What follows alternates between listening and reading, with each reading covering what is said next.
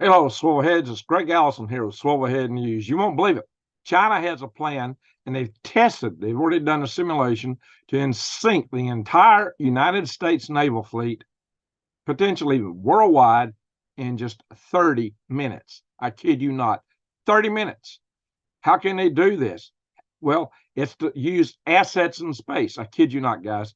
They're planning to use space assets to blind the radars and detection devices on our naval fleet and hypersonic missiles launched to take out ships. They believe they can do with just 2 or 3 satellites in their theater, or up to 28 to 30 satellites worldwide. Yes, this is quite an ambitious plan, and it shows the aggression, the level of what China is committing to do. And how would the United States defend itself from something like this? If the entire United States fleet is sunk, holy guac and smoke-a-moly. I guess we would enter war, but we couldn't respond with anything but submarines and maybe aircraft. Well, they also have plans for that, guys. So buckle up. I've not seen this on any other YouTube channel, and I can't believe it. I can't believe that they're not all just at the top of their lungs about this plan. But I'm going to share it with you guys right here, right now, breaking on Swivelhead News. So let's have a look at this. I'm going to do a share screen, and we're going to look at just what's cooking. And this is it. I'm going to update now. We're live, so I am going to bring in the chat room to see what's cooking there. China lab simulates attack on U.S. warships using space weapons and hypersonic weapons, my friends. I'll be bringing you more of my news, my breaking news here, guys. I'll be bringing you more news here because, anyway, just difficulties we're having with the YouTube platform. I don't want to risk my Green Greg's channel. So this is going to be the channel I'm moving this kind of content to. Let's go forward. China is got this laboratory where they've done this electronic warfare experiment for the People's Liberation Army, the PLA, and they're showing how satellites and missiles can be used together. And it's electronic warfare. Once again, I say what they're going to do is they're planning to blind the sensors, blind the radars on our aircraft, our Aegis destroyers, everything, so they don't respond until it's too late. China has a lot of missiles. They can do a saturation attack, but you got to say, Greg, how can they do it worldwide? Well, I'm going to show you that too, because China's been working for some time on launching missiles from ships. So they made and cargo ships, and China has cargo ships all over the world. They're practicing doing it from cargo containers. So they may have militarized civilian vehicles with launchers distributed worldwide. In a moment's notice, they pop out missiles. They're going to know when this is going to be, when they want to make their surprise attack, and then make sure they have them distributed around the world as they choose, if that's what they decide to do. And this is crazy, guys. This is off the charts, what they're planning here. And how do you defend yourself from this? This is going to be a huge challenge to the U.S. Navy. I'll show you in another article here. Hang on, guys. China ready for global strike. Yes, worldwide. Global strike. Horrific blitz in this new threat simulation.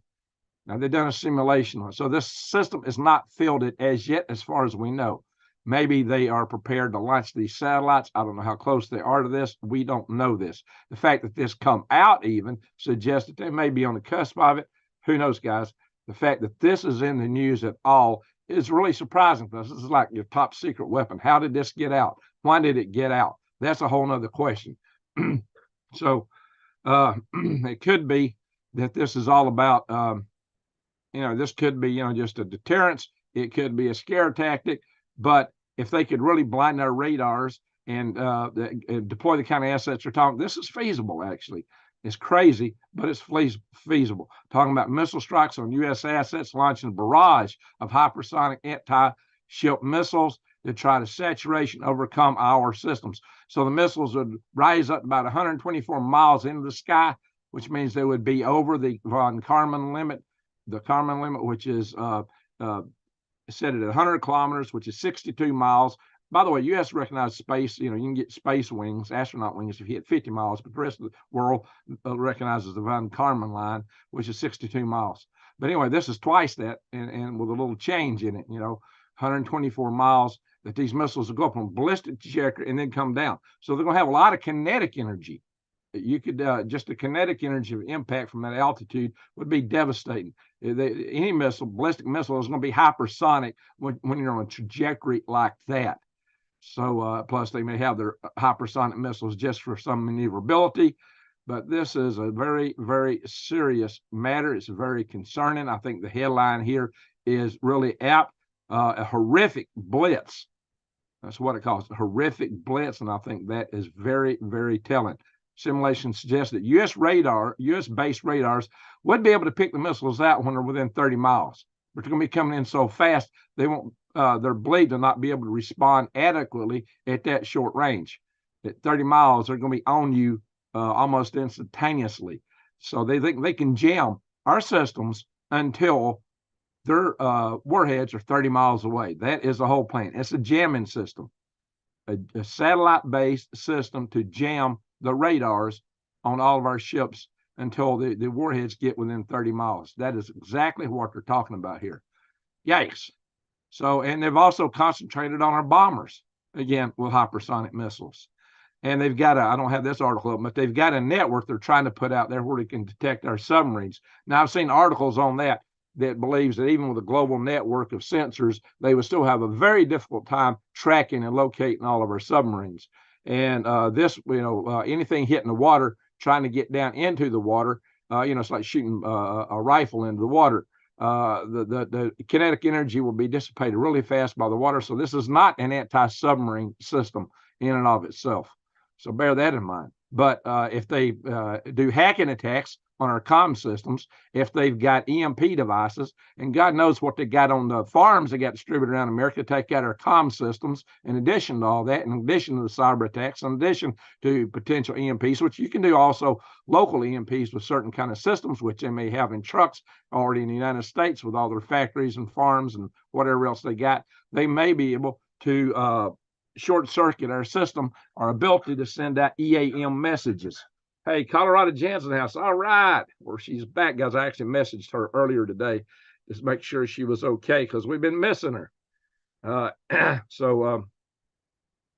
Anyway, so guys, if you're not subscribed to my channel, subscribe, bang the notification bell, and click all because I'm going to be bringing some earth-shaking news like this here on this channel.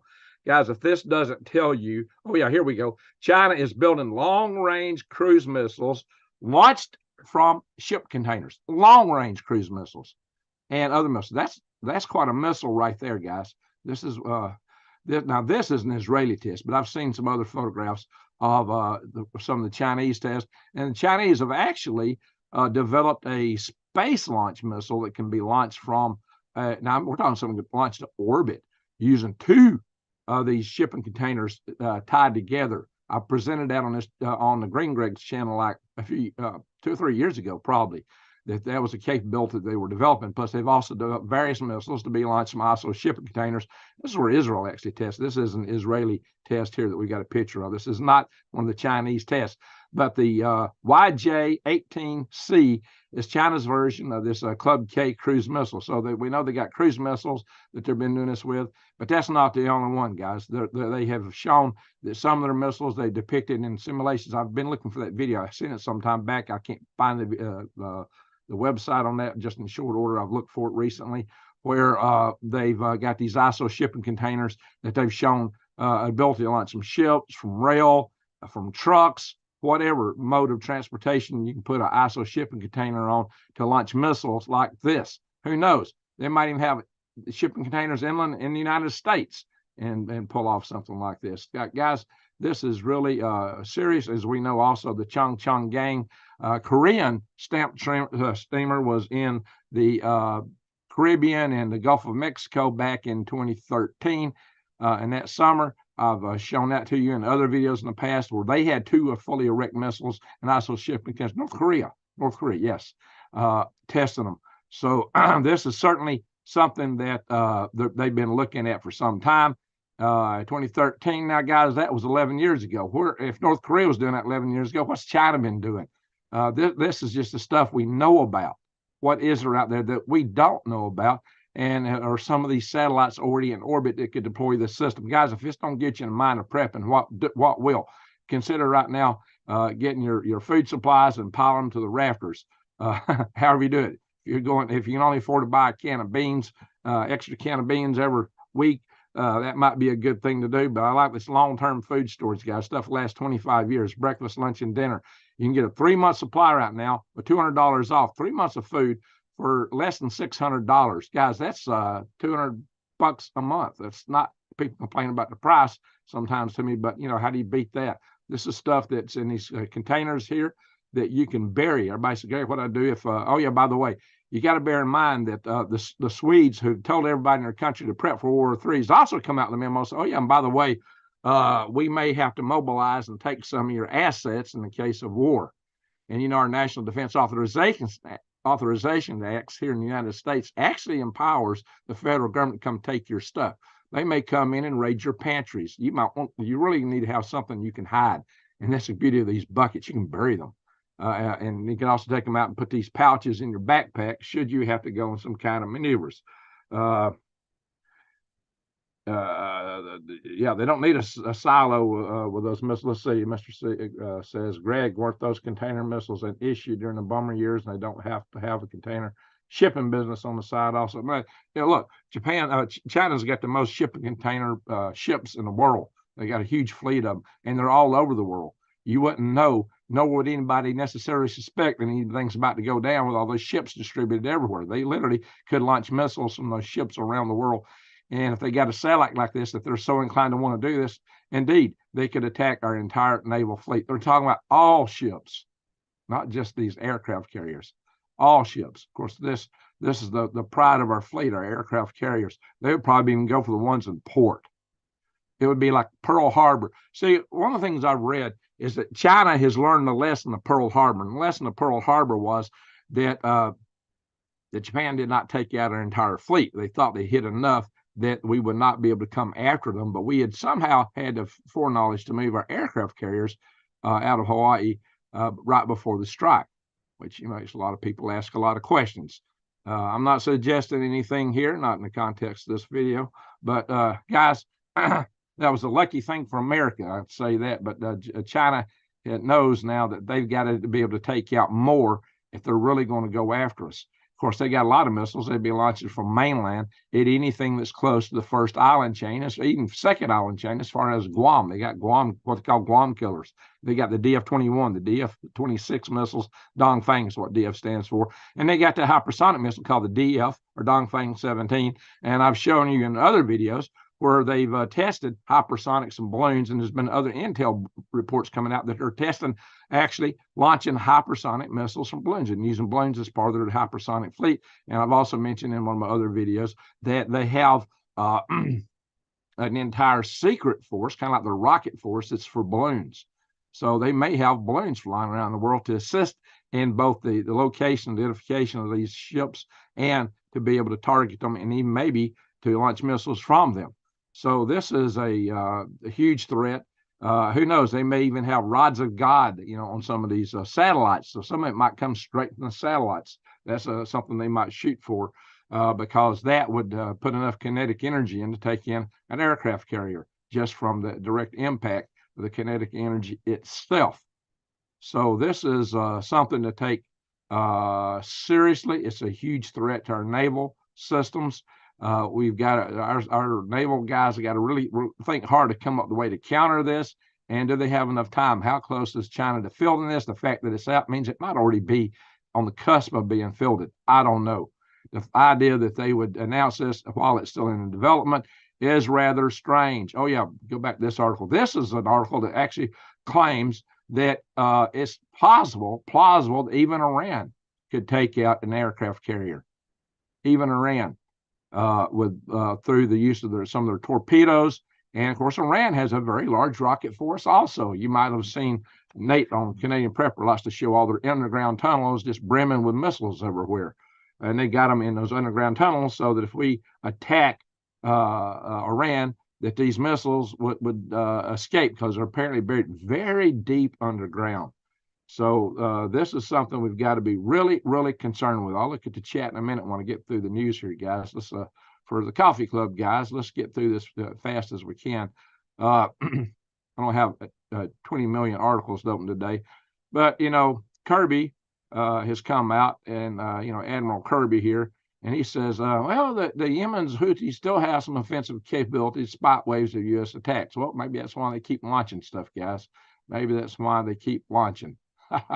So, but we've been pretty good in getting a lot of their missiles while they're on the launchers on the ground before they launch them. We've apparently detected they were about to launch on a few occasions and took them out before they flew. Well, that's something of a preventative measure. But like I said, the Houthis are very resilient as long as they can keep getting missiles from Iran.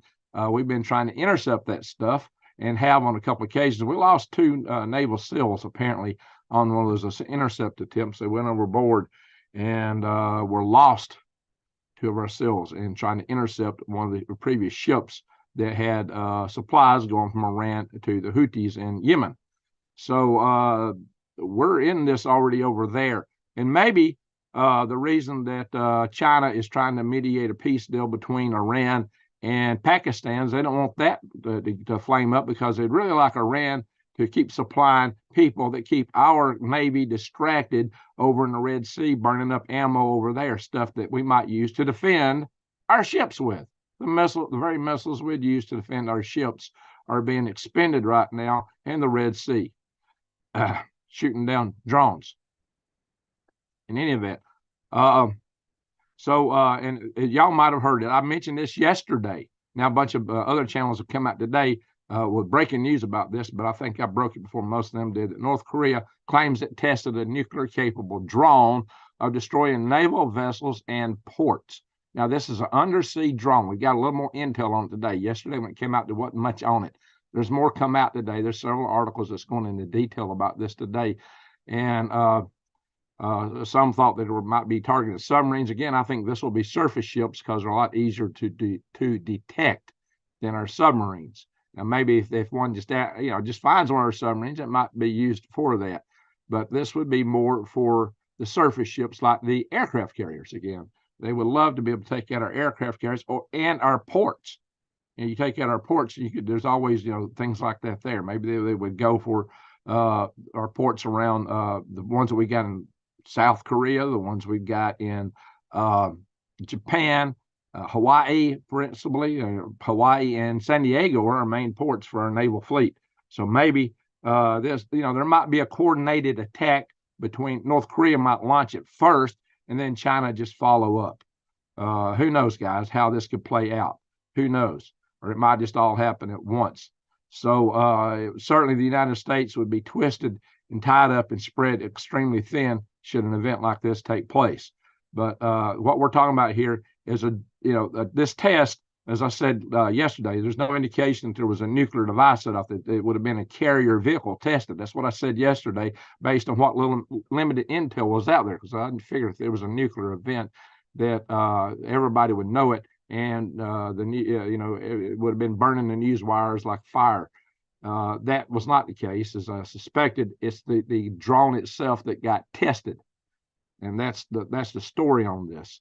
But they have weapons that, if they did, this is supposed to be nuclear capable.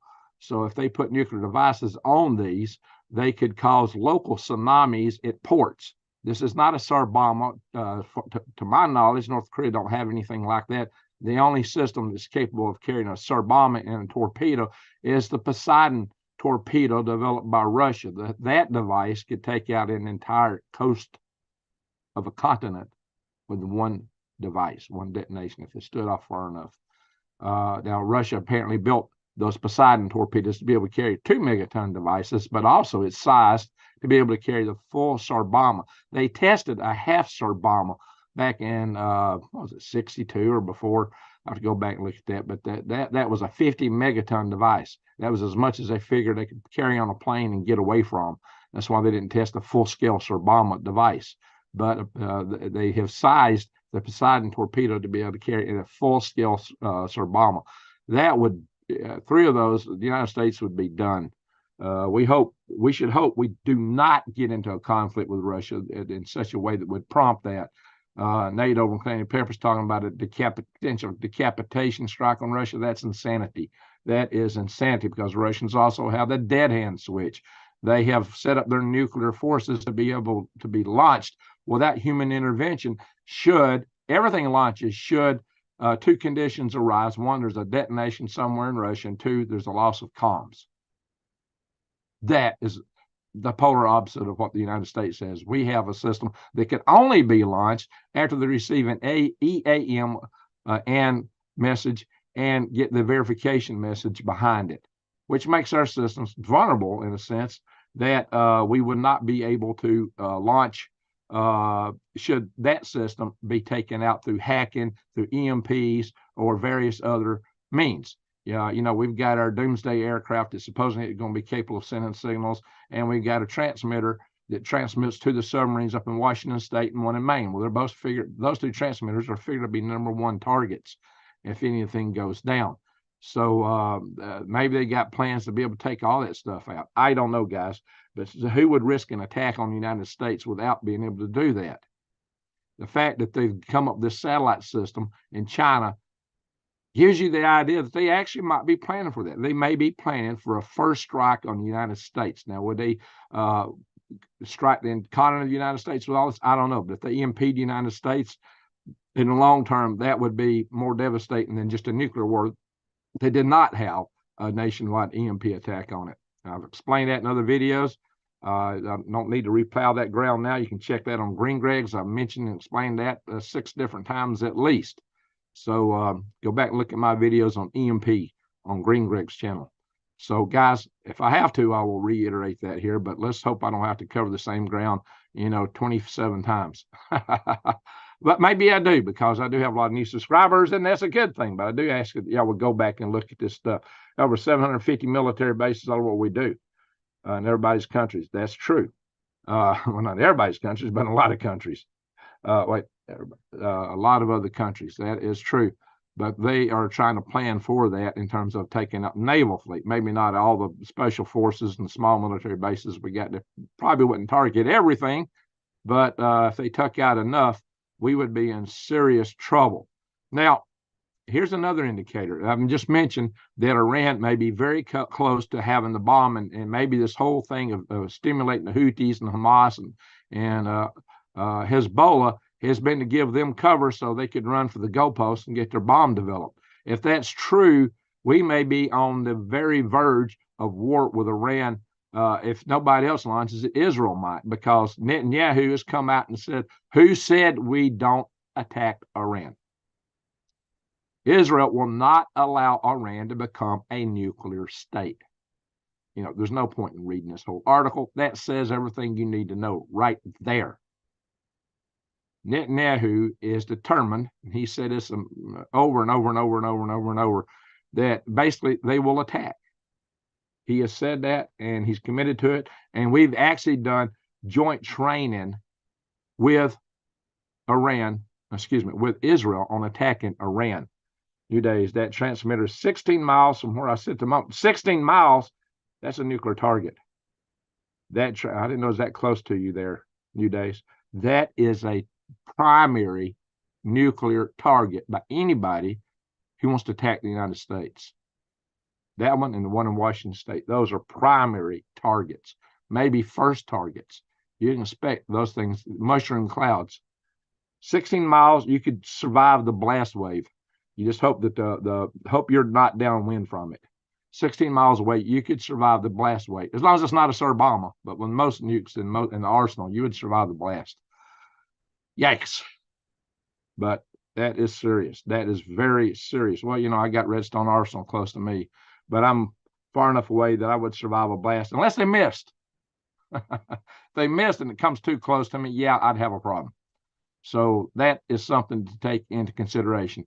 It's like when Lee Wilbarger thought that we might be on the verge of nuclear war a while back. I looked at the winds. I went to Windy and checked the winds, and I looked at it at different altitudes to see if there was any winds coming from the base that might bring stuff my direction. At the time, it was looking good from my area, but the winds were just east of me. So, that was something I was checking into. All righty, guys. So is the IAEA, the International Atomic Energy Association, losing patience with Iran? Nuclear chief laments lack of cooperation. Well, yeah, if they're running for the goalpost, don't expect Iran to cooperate. The fact they're not cooperating is indicated that they might be running for that goalpost that I talked about. And of course, you think Biden's nuclear containment policy is failing, as UN warns the regime has enough material for several warheads? You think? Wow, he's been sending money over there hand over fist. So what do y'all think? Hypersonic missiles fast. America has nukes on the border of every country and on the planet. I don't know if they're on the border of every country, Larry. We've got nukes, but not on the border of every country. I wouldn't say that.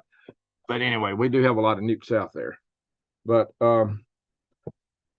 it's we don't have as many as we had at one time. You know, back during the Cold War, we had a lot more in Europe than we have right now. So situation is that, but nothing gets launched, nothing gets fired without an EAM and then a verified EAM to follow it up. I lived in Missouri. I grew up about 2 miles from one of the missile silos. Oh, Lord. I don't think so, Larry. I can get other experts on here. They've said that's not the case. I've had top level national defense experts on my channel who would take issue with that.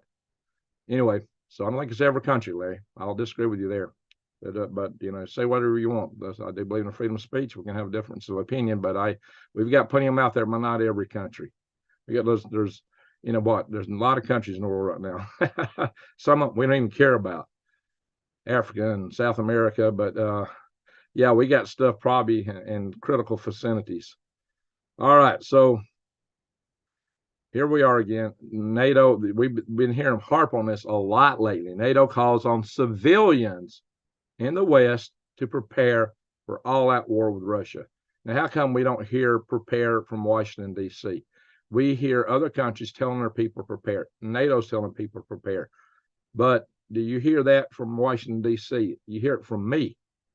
Prepare. Get ready. I've been saying this for a long time. And a lot of your other prepping type YouTube channels will tell you the same. But if you're not preparing, what are you doing? Get ready, but don't be scared. Be prepared. That's the best you can do. Do the best you can do, and after that, there's no point in fretting. If you're doing your best, you're doing your best. So that's all I got to say on that topic. Again, expect the unexpected. Now, what do they mean by that? So they're actually suggesting. Now, this is the Dutch Admiral Bob Bauer. He's the chairman of NATO's military committee, as it says here. And we're right now, as it mentions here, about to conduct the largest military exercise in Europe since the Cold War. Over 90,000 troops. I hear different numbers, but I hear we're talking about deploying 300,000 eventually over there. But is this not an exercise? Is it a military surprise? As Nate likes to say, that he always says there's no military exercises, only World War III surprises. I don't know. Let's hope not, guys. But there's a lot of talk now. A lot of the European countries, especially the Baltic states, are concerned about being invaded. And there's a lot of think tank analysts who say they expect the Baltic states or Moldova may be invaded by Russia. And this is an article on that. So even if Russia is not winning in Ukraine, it might decide to open another front just for the purpose that it'll make Putin look good if he can take somebody else. See, the Baltic nations don't have near the defenses that neither Moldova's got essentially nothing, and Moldova is not a NATO nation, by the way. So Moldova might be an easy target, especially since it's got that Russian, pro-Russian district in Transnistria. And even Lukashenko at one time, it indicated, this was at the beginning of the Ukrainian conflict, that Larry's smiling, that even then, yeah, I'm not gonna fry you like some people because you got a difference of opinion. So we do have a freedom of speech platform here. So guys, as long as you're clean and not, being, using adult language, that's the main thing. My mods will take out anybody that uses adult language or any bots that come in. There are bots that was trying to, and once upon a time, I used to get attacked a lot by bots trying to post, illicit sites on my channels, but they don't bother me anymore because my good mods eliminated them so fast that they couldn't respond. So I appreciate my mods for that. That's why I've got a lot of mods to be able to take care of situations like that should they arise. Well, we do have subs, but it's only so many of them. but we have a plenty of subs. But none of that's going to be worth 2 cents if the EAM system's taken out, guys. That's what I worry about. And even the late great Dr. Peter Vincent Pry shared those concerns. We talked about it in some of our videos where I interviewed him before he passed away. All righty. So yeah, but going back to this, I was talking about Moldova, Baltic states. The Baltic states don't have that, as big a military force as does, and they're not hardened and trained, and they're not battle hardened like the ones in Ukraine. So the Baltic states might be easy picking if NATO really wouldn't step up to defend them. And a lot of people think that wouldn't happen. The NATO wouldn't risk itself over the Baltic states. There's discussions about that, whether it's true or not. I don't know. We're treaty bound to do that. What would really happen in the heat of war? Only time would tell, guys. Only time would tell. But they hear that this article claims that Russia's electronic warfare is so intense it's messing up GPS signals in nearby countries. So they're trying to stop all the drones coming out of Ukraine. But they're not entirely successful on it because a lot of drones are hitting all over Russia right now and causing a lot of fires all over Russia. Now, a lot of them are getting taken out. And they're finding that they're not nearly as effective now due to the jamming that the Russians are putting out. I was really surprised that jamming wasn't set up early on because I'd read about the electronic warfare capability that Russia has. And I'm going, well, why has this not been in play? I guess it took them a lot of time to really get it set up and get it operating. But they've had these systems. They just didn't have them deployed for the first couple of years of the war for some reason, which is kind of weird. Yikes. Anyway, but North Korea and Russia are developing a very tight alliance. As you know, that North Korea is sending a lot of ammo to Russia right now, lots of ammo, because Korea's got it. If they do anything, they can produce a lot of artillery shells, a lot of other nugs to feed the kibbles to feed the nugs. If you know what I'm talking about, take the word nug and flip it around, and what do you feed that? Anyway. So, guys, that's what we're talking about. North Korea could drastically change due to this alliance. But see, also, it's not a one-way street. Russia is feeding technology and other systems back into North Korea. This is why we don't know how deep this alliance goes. Is North Korea coming under Russia's nuclear umbrella? Russia's got more nukes than us by a pretty good margin. Now, for those that think that the CCP in China is a great and wonderful country and the one-party system is great and wonderful, I'm not even going to read this because I could get in trouble. So just let you know, it's not all pretty over there. It's not all roses for those that think it is. Now, to change the topic here a little bit, Mr. Klaus, Uncle Klaus, he's come out and asked, why do we need elections? Why do we need elections? Well, we don't need to vote anymore because AI can predict the results. Are you kidding me?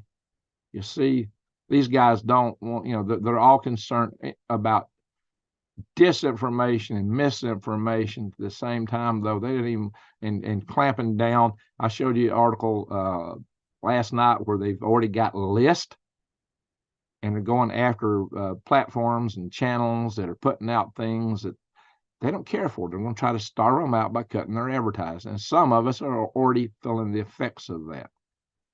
Wow. So they would use the EMP super weapons above 50,000 volts per meter. Yes, Jason, we know that the Russians have announced when the wall fell that they had developed EMP super weapon capable of putting out 200,000 volts per meter, and even confessed that they gave the technology to North Korea. So there you go, guys. And it doesn't take a large nuke to do that either. In fact, there's advantages to using smaller ones for that application. A digital ghetto. Well, we've talked about this too. They want to really shut us up. So here, this is what Miss Ursula von der Leyen said. Our freedom comes with risk. Freedom comes with risk. They don't care about that. Top concern of the next 2 years is not conflict or climate, it's disinformation or misinformation. I showed you that before. That's coming straight from them. We're just quoting the horse's mouth here. You know, oops. I hate it when this happens. I opened this article later and this didn't pop up on me. Oh, Lord. Well, I'm not going to try to subscribe. You know, I'm going to quit going to a lot of these sites. This is getting more and more. I had this open for a while now. Clicking on it again and it's popping up. Oh, well. So much for those articles. Top economist Steve Hank says that stocks will drop, recession will hit. He believes inflation will sink below 2% because you'd be in a recession. But there's such thing as stagflation. What he's not taking into account here is the inflationary pressures if we get into a war that causes more restraints on shipping, breaking supply chains, or perhaps even closing off the Strait of Hormuz, which would cause the price of oil to skyrocket. Yeah, they don't want to do that. I think they'll stop at nothing to try to stop him. Hello, D Ladybug. Hey guys, if you're not subscribed to this channel, subscribe, bang the notification bell, and click all. We've only got 59 people in the room. Wow. So, and again, we got economic warfare going on against us, guys. That's what BRICS is all about. That is what they're trying to do, is take down our dollar. Our dollar is what having it as the world reserve currency. It's what's enabled the United States to do such deficit spending through which we fund our military and a lot of social programs and other things here in the United States of A. And so they're trying to bring the United States to its knees economically by taking that away. The petrodollar was one of the key elements in making that work. And the petrodollar is going bye-bye because Saudi Arabia is already party to this. And it was the deal that Nixon cut with Saudi Arabia that enabled that. Now 25 other countries are ready to join BRICS this year. So this is a growing alliance. China is having, and Russia are having huge impacts on the world. It's really a strange alliance, though, because you get like India, who is on the verge of war with China, but they love Russia. But India's wanting to make the rupee big. So that's why India is in this. Some of our former allies are here in this mix now.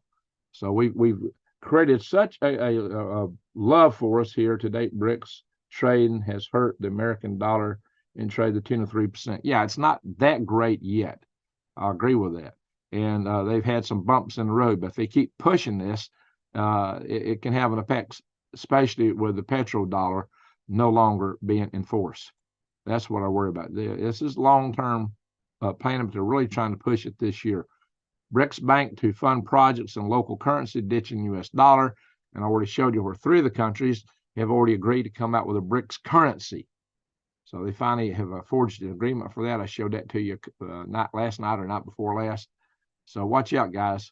And, you know, all this and just the need for us to have some means to barter amongst ourselves as we get our survival tribe networks set up outside the CBDCs, which Trump says he won't allow if he should get elected, which also means if he should get office. You got to wonder if maybe a WW3 would be brought on just so we could have martial law and not have elections or not have the oath of office even if election takes place. I don't know, guys. Like I said, I don't trust the system right now, and a lot of other people don't.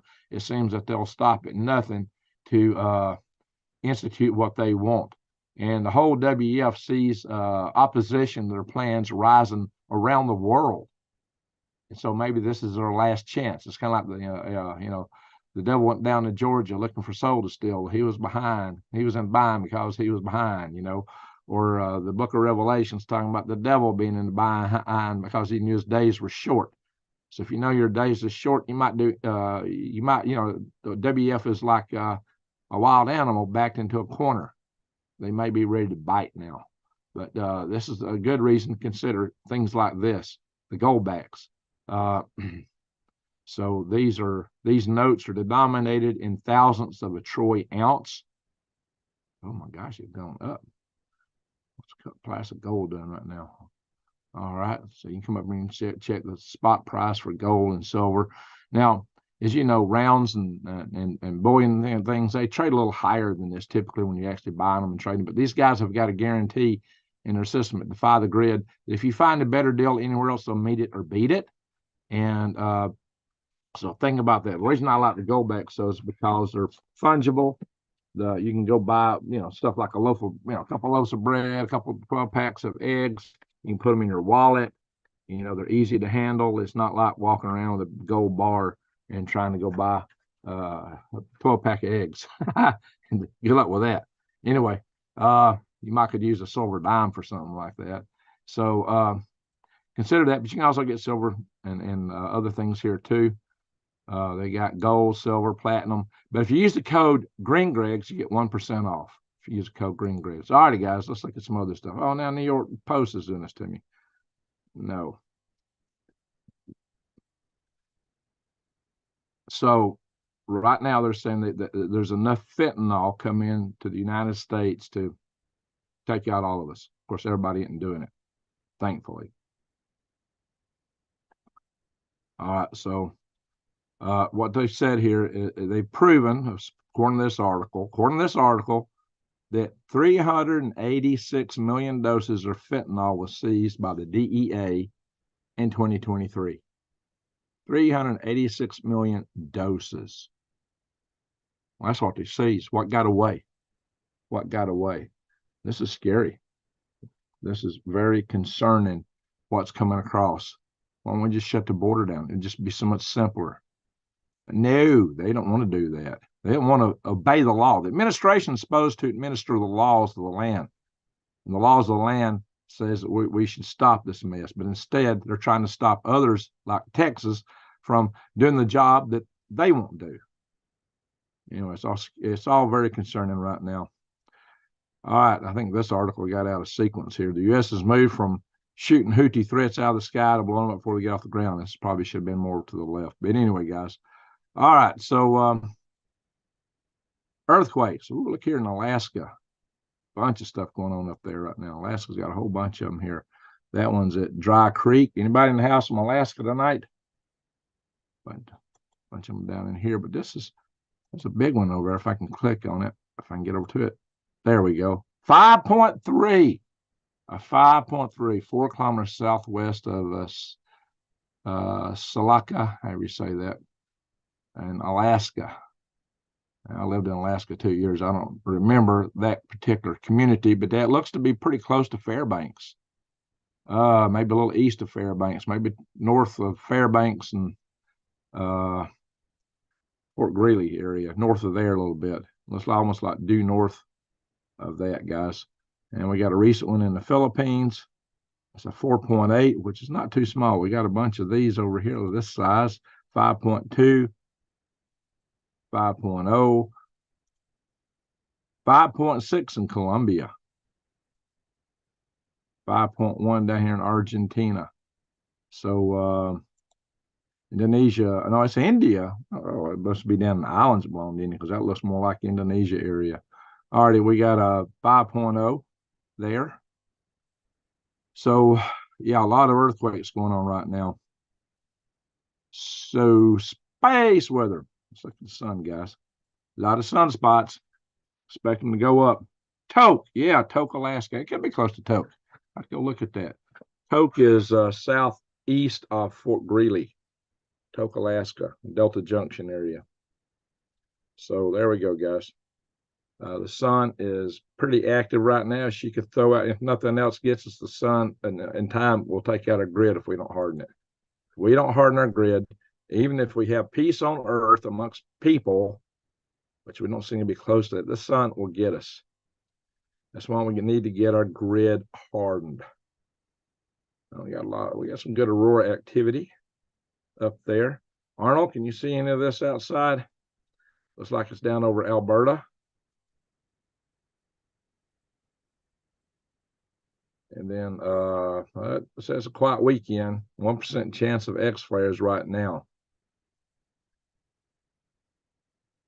That's good. It's kind of quiet, but it's still got some pretty good auroras going up north. Now, today is now the 20th of January. Something significant for the 20th of January. I can't remember off the top of my head what it is. Now it's rare that we see one ahead of time that we know of that's going to come between the Earth and the Moon. But on the 27th of January, but it's 90% of the way to the Moon. So it's going to miss Earth by a wide berth. considering the distance to the moon is 230,000, almost 250,000 miles. So this is, and Earth's only 8,000 miles in diameter. So it's going to miss us by a pretty good berth, but it's coming between the Earth and moon. It's a fair size one, 22 meters. You would not want to have that hit Earth. It would cause some bad local damage. Let's see, the largest one on the map here is 285 meters. That one would be ugly if it were to hit us, but it's going at 7.5 times the distance of between the Earth and the moon, 7.5 times further out. So that's going to miss us by a pretty wide margin. Hey, Michelle Young, I'll take time for people to get used to coming in the channel. You do an amazing job. I appreciate you so much. We'll salute to you, Michelle. Appreciate that. So before we go to Wendy and look at all the weather, let me go through the chat room here, because I will lose some of this chat if I don't hurry up and get to see some of the things you guys are saying. I've had people that watch the videos later complain about me looking at the chat, but guys, you're the ones that's really supporting my channels, because I'm getting demonetized. So that's one reason I opened the chat room up, just in case somebody throws in a super chat. That's how I'm earning my living right now. It's pretty thin, guys, pretty thin. Anyway, so let's see what folks are saying. I have all the hellos and heys up front. Appreciate that. So Colorado Jen, hello Greg, I finally caught up with you on the live. Yeah, I've been a little bit too late on several of them. So I'm glad you're here, Tracy Broken Wings. Oops. It's good to see y'all. Information warfare, there's a lot of that going on. The pop-up missiles and cargo containers, the kind that semis haul in our nation. Yeah, these go everywhere. We don't inspect all of them coming in. Now, we should have radiation monitors, but who knows, with Chinese running a lot of the ports, or trying to, what might actually slip into this country. And they might have, you can pack a lot of shielding in an ISO shipping container, maybe enough lead and shielding that it'd be hard to detect something, especially if it's right in the middle of the cargo hold. I don't know how good we are at that. We're not really anticipating something. But with our border being as wide open as it is, that would probably be the easiest way to get something through. Just go through one of our borders. Holy smoke, guys. I mean, if they can bring in that much fentanyl on a regular basis, what else can they slip across the border? What else? But they don't have to come across the borders. I've shown y'all how, even with just balloons at a standoff distance, which is basically launched from over the horizon where we wouldn't even see it, how they could actually do an EMP attack on the United States. So, and really take out all our coastal regions, and even have missiles on the balloons, like I used to do, putting rockets on balloons, launch some ships at sea. It's what I used to do 24 years ago. I was doing that myself on a shoestring budget out of a program ran out of a couple of garages in the Huntsville, Alabama and Madison, Alabama area. So, guys, this is the capabilities here are off the charts. The cruise missile system we have for the C-130. Yes, that's an interesting one. It's called Rapid Dragon. Rapid Dragon, where they're going to pack several cruise missiles into these crates and dump them out the back of a C-130. So suddenly our cargo aircraft can now launch cruise missiles. That's quite an outstanding capability. That combined with now the new capability I showed yesterday to be able to launch the long-range standoff cruise missiles from, it was what, the AGM-181 from B2s, that's quite a capability. We need to develop such kind of capabilities as a deterrent, and we need to really harden our system for getting the EAMs out, and maybe have some other policy where things can be handled should that system be taken out. There's too much concern that some rogue commander might launch something. So we created that system as a safeguard against that, but it may, in the end, hamstring our ability to respond.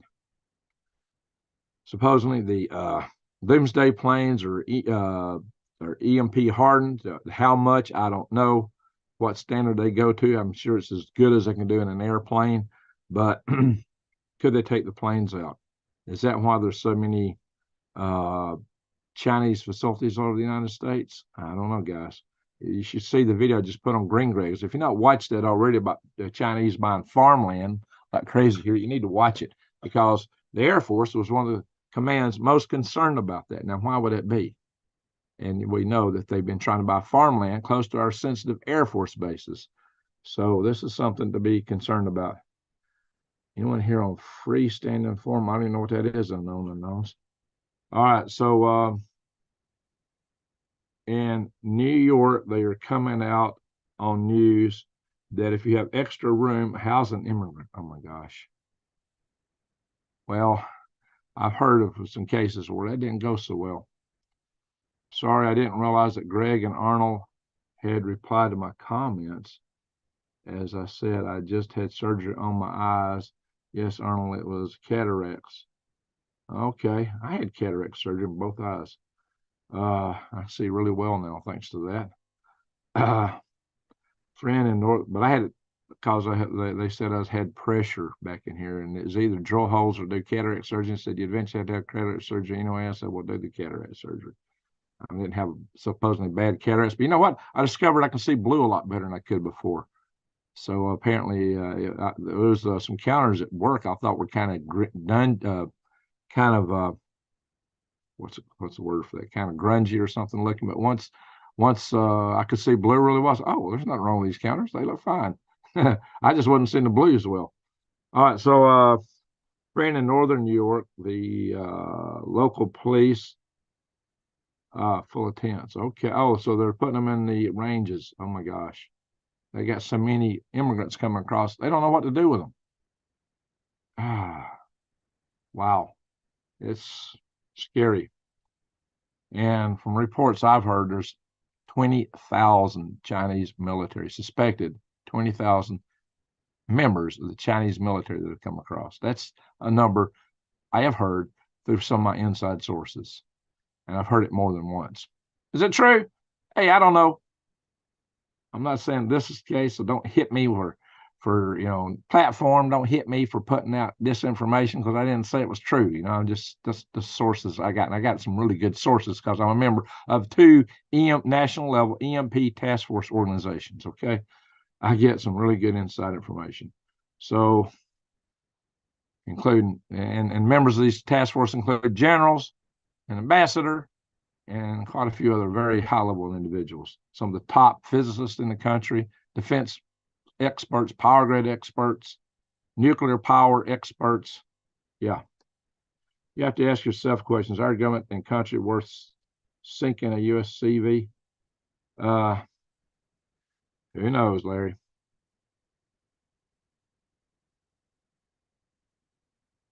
And it's all in the eyes of the enemy.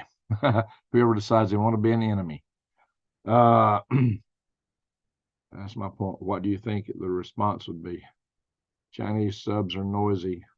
So far, yeah, thankfully. So we subs are our and then we probably need to focus more on our sub fleet, our submarine fleet. I would agree with that. So New Days, thank you for sharing. Yeah, my Galactic Grades video I put out earlier today. So you can check out this. I got 3 monetized channels, and I'm going to try to spread the content around a little bit because I think Green Grades is in danger because they've been hitting that channel so hard. I'm going to try to monetize this video because all the lives that I posted on Green Grades, they've been just demonetizing everything, and that really hurts given where I'm at right now. So I'm going to try to not get that channel taken off. They may take it down. If they take that one down, that's the key channel for all my other channels. You can only have one AdSense account that comes through Green Greg. So if they take it out, I'll probably lose all my channels, everything. So I got to be very careful what I put and where I put it, and now what I say. And code words probably just aren't going to work anymore. So I got to really limit what I say, and I'm trying to stay within the guidelines as best I understand them. But I see other channels come out and put out content that is over the top against what I put out. And I see those channels, just ads being run like crazy throughout the whole thing. Now, they will sometimes run ads on a demonetized video. They will claim that you got limited monetization, limited whatever. But whenever I got that limited thing and then I look for revenue from AdSense, they might run a lot of ads. I don't see hardly anything there, maybe a couple bucks. It's like, really, you're running ads like crazy. What's going on? So that transmitter 6 is 6. Okay, I think I've already read that. It is a sight to behold. If you have a if you would like a pic, I'd send it to you. Yeah, send me a picture of it. I'd like to see that.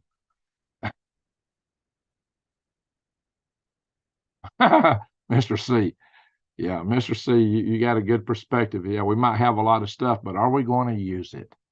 Yeah, exactly. Well, President Potato Head, he knows what he would do.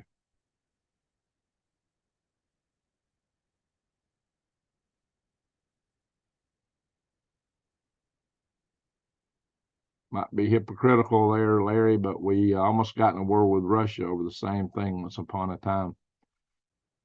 So, you could say that, but then a lot of stuff China does is hypocritical too. So, Colonel Cole, how you doing, sir? Good to see you in the house. Colonel Cole, what's your response to the idea that we have nukes in every country? I don't agree with that.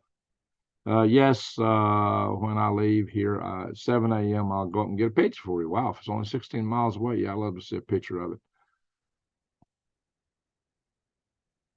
Wish you were. I hope you are wrong, Mr. C. But according to the congressional website, what's been not me. I'm not saying it's true. I'm just saying according to the congressional website, somebody is getting money from across the sea from Dragon Country. I don't know, guys. What do y'all think?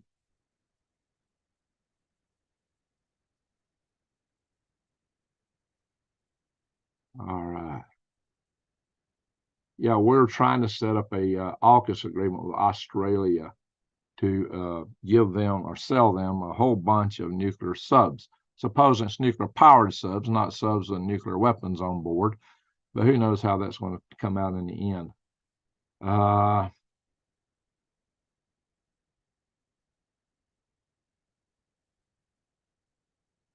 let's see here.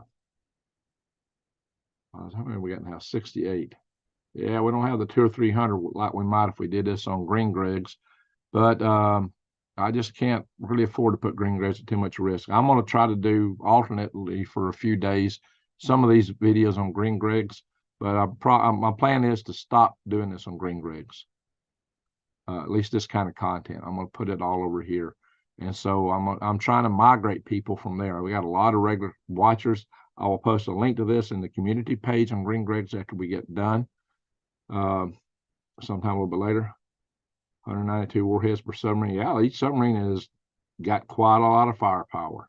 Quite a lot. And they're planning to build 1,000 of those AGM 181 long range standoff missiles that's got a range of 1,500 miles. That's a very formidable weapon launched from a B 52 or whatever else can launch those. That's very formidable. That is, if we have the command and control network to give them the authorization to launch. That is the key thing there. China has 70% landing ships in their navy and close escort smaller ships. Yeah, China's navy is configured right now is primarily configured to operate in and around the first island chain. They got a few long range ships, but deep what you call blue water ships beyond that. But their first objective is to take Taiwan in the South China Sea. For that fleet, but you got to also remember, in addition to that fleet, they've got their huge coast guard. They got the biggest coast guard in the world, and a lot of the so-called shipping vessels do dual use. You see those shipping vessels going down and impeding the no, not shipping vessels, fishing trawlers. You see them impeding the Philippines. That's the main thing they send down there. So a lot of their fishing vessels apparently are assignable for military missions, and who knows, maybe even cargo vessels. So, and for the landing vessels that they plan to use to land troops and equipment on Taiwan, they're using civilian roll-on, roll-off platforms, civilian cargo platforms, where they roll equipment on one side and roll it off on the other. You go from one port to the next. So they apparently have got quite a few of those.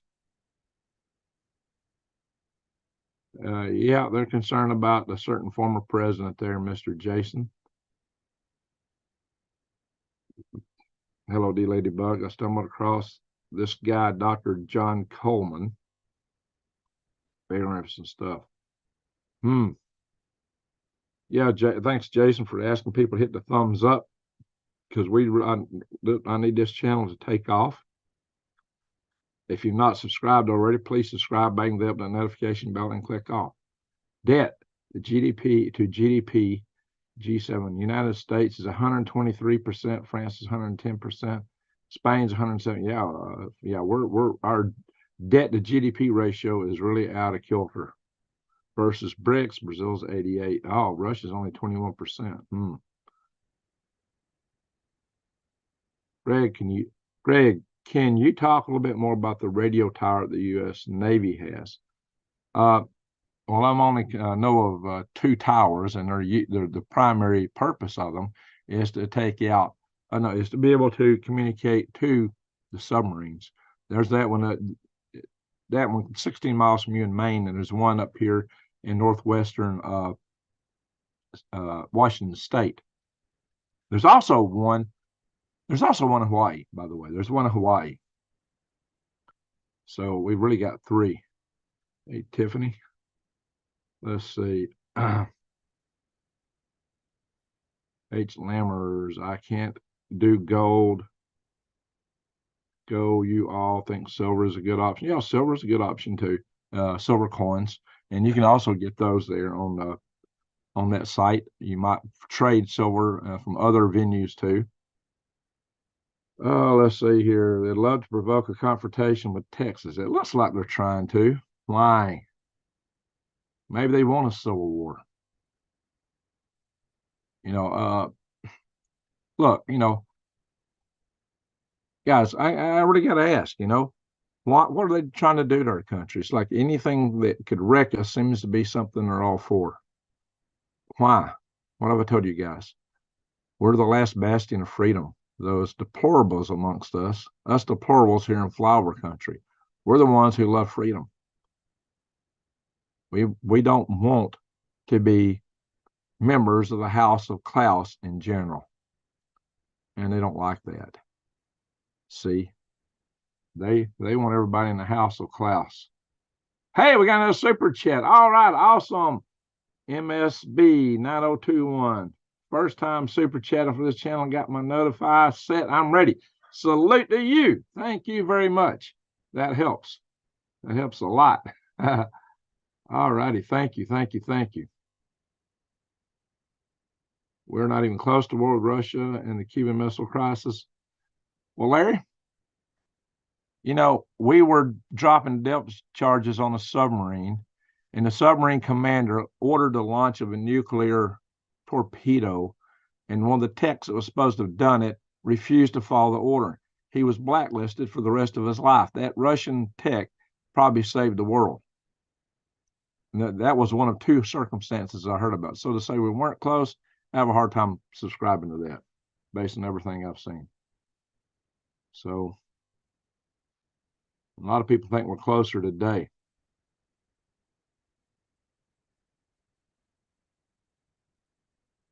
Let's scroll back up and see what else I missed here.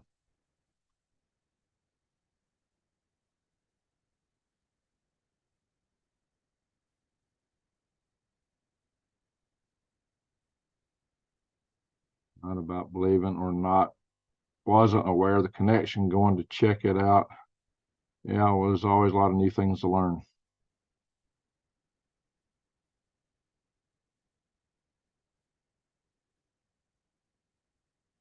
Hey, Rodney, how you doing? Does the bond market respond similarly? I'm not a financial analyst, guys. We'll talk about the relations to what drives what in that area. That's not my cup of tea necessarily. Maybe somebody else in here's got a good handle on that. Yeah, I think, Larry, I think all these prices are manipulated, especially silver. Silver's been held down real hard for some reason for about over 20 years. And actually, probably the last 40 years. That's a big question. That I'm going to go back 50 years. Sometime they've held silver down. It's a troll. Every account I've seen with that name is a troll. Who are you talking about, Jason?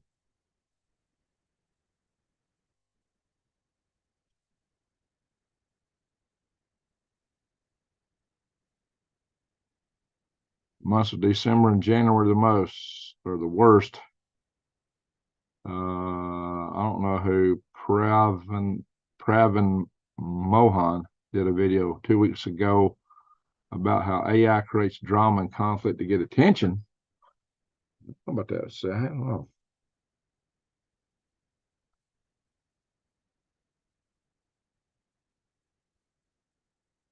Yeah, we had more back then, Larry. That's true. We had more nukes during the Cuban Missile Crisis, and maybe what kept Russia at bay somewhat at that time.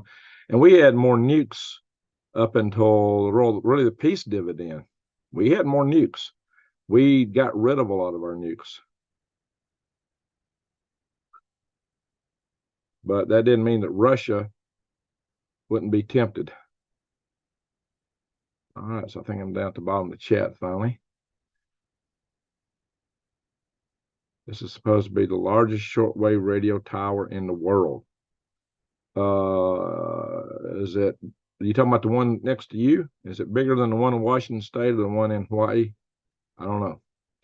I don't have that as a data item to draw from, but that can be researched. If you know that, that's an interesting data point.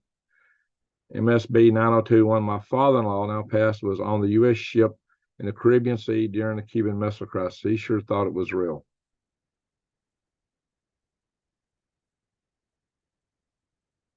May of 2040, they have a cycle that's been written about for thousands of years across the nations. May of 2040, what are you talking about, Mr. C? If you're talking about the stuff that you hear on Suspicious Observers, I have debunked the devil out of that on Green Griggs. The Earth don't flip physically every 12,000 years. I can prove it geologically through many means. So it's not happened. Earth has not flipped for at least 32 million years.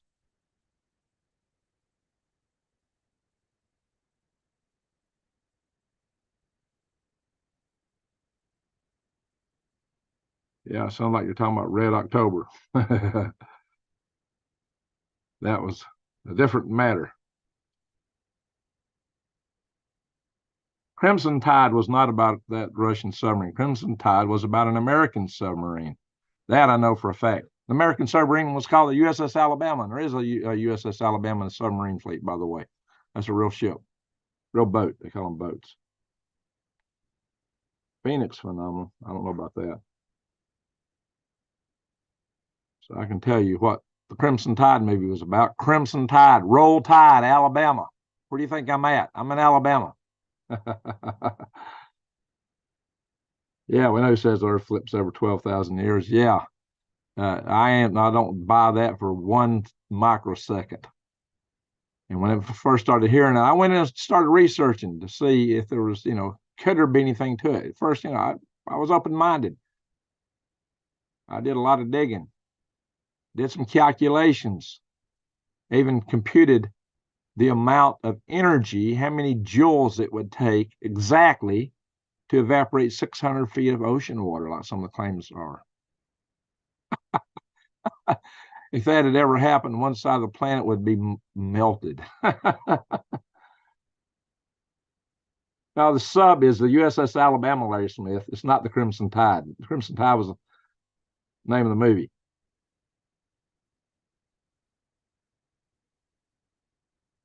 That I know for a fact. I watched the movie. And I might know something about a USS Alabama being from Alabama. It's based on a Russian sub. I don't know about that. It was not what was indicated. Stanislav Petrov. Yes, the man who saved the world. Exactly. That's the person I'm talking about. And there's plenty of articles written on that. And it doesn't appear to be anything or anywhere close to the storyline in the movie Crimson Tide. I take exception with that, Larry Smith. Earth doesn't flip. Yeah, the inner core moves around. The inner core doesn't move around, and our magnetic field flips ever so often, but not on the 12,000 year cycle. You can tell that by looking at the rock that separates from the mid-Atlantic ridge. they can calculate when the flips have happened in the past. And the last full flip was like over 300,000 years ago. But there have been excursions where the magnetic poles moved around a fair bit, but have not done a full. They're actually over. You could say they're overdue, but I don't think that has any meaning because there's not a set frequency at which this happens. We are in one of the longest times without a full flip. But there's been some major excursions, like the LEHMAN'S excursion. There's an excursion 42,000 years ago they found evidence for. And in addition to the stratolines spreading out from the mid-Atlantic ridge, and trees that they uncovered, big giant trees that they uncovered that were buried in Australia. And they believe that might have had an impact on the Neanderthal people. It might be part of the reasons why they passed away. There's also why they no longer exist, except for having bred into the human population of most people alive today have, 1-2% Neanderthal in them. Of course, there's so many people today, there's more Neanderthal blood in us than there was at the time that their population was at its peak. But it's spread thin as a species. They no longer, some people think they're actually the same species as us now. That's what the thinking is now. They deviated, having been separated from the rest of the Homo sapiens for a long time. Some people think Neanderthal was actually Homo sapien. They were very smart, intelligent people. They had as much civilization as the Homo sapiens did at the same time. And they did art. They were capable of abstract thinking. So they were an interesting people, to say the least. But we can't find, we won't be able to point to it in exact, they've ceased to exist as a people, over 35,000 years ago, 40,000, something like that. Last complete magnetic flip, 768 BP. Okay. Yeah, it's been a long time ago since there was a complete flip of the poles.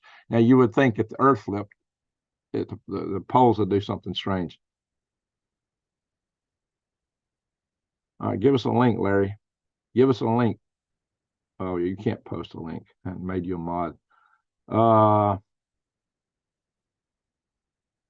I've read about the Stanislav character and didn't see anything that suggested that when I was reading about him. So,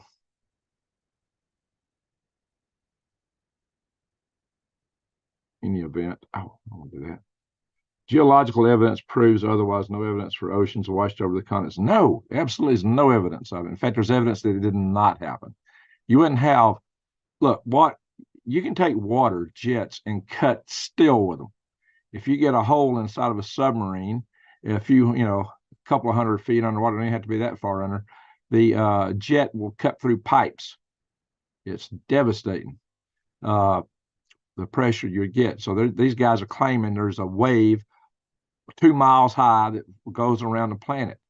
Well, if that were true, you wouldn't have stalactites and stalagmites that are millions of years old in a lot of our caverns, because they only grow about 4 inches every 1,000 years. Well, I calculated that out too, and it was like they'd only be 4 foot long worldwide if that had happened. And yet you go to Cathedral Caverns and look at Goliath, the column Goliath. It is ginormous. That thing is millions of years old.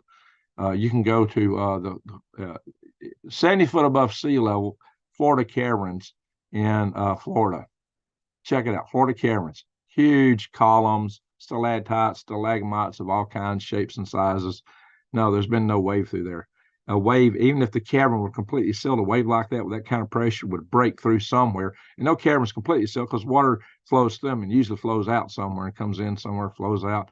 So few caverns are totally that size are fully isolated, where they're not got a breathe hole somewhere. Water would have shot through and smashed all those things to smithereens. That's just one of many. And also you find chevron patterns for waves. You can look, and it looks like at the time of it coincides with the Noah story in the Bible. There was a major impact, and there's even a crater now they found in the Indian Ocean. You see these chevrons all around Africa, the Mideast, India, from the tsunami that came out of that. And it's believed that thing, when it hit, evaporated enough seawater that it indeed would have rained for over a month worldwide. And even the places that weren't inundated with waves, would have been flooded fiercely. So that may be the source of all that. Stanislav Petrov. Everybody should check out Stanislav Petrov. He's a very interesting individual.